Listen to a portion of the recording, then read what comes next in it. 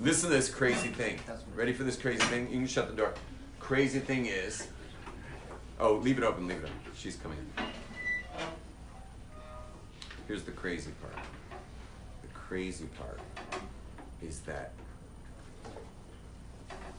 no time will have elapsed from the day you were born to the day you die. There will be no time elapsed. No time will have passed. Let's say in the world of souls, yeah, in the world of Yetzirah, let's say you passed away, and you're in the world of Yetzirah.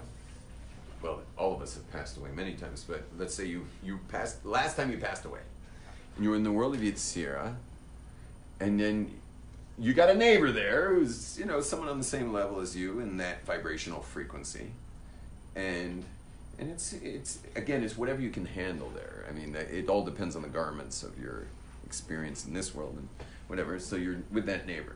Now, then you were born as you are today. Yeah, you were born. What's your name? Daniel. And everyone's like, Mazel Tov, we're gonna call him Daniel. And so you're born. Except what happens is you forgot to do any mitzvahs. You didn't do any mitzvahs. Nothing. Which means where are you gonna wind up when you die? Not that this would never happen to anyone, because all you have to do is thank a parking attendant and you already did a mitzvah. But let's just say you somehow missed every mitzvah. And you go right back to your neighbor. You pass away at 85 years old. You go right back to your neighbor. Is he going to say, where were you? Is your neighbor going to say, where were you for the last 85 years? I've already answered that question. Maybe. No, we already discussed that.